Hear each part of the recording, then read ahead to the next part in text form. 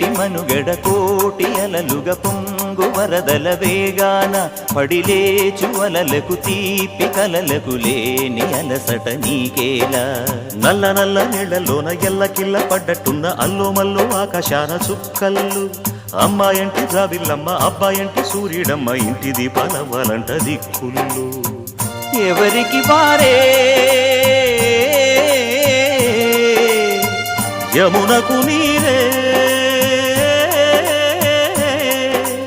రేవు నీరు నావదంట నావతోడు రేవుదంట పంచుకుంటే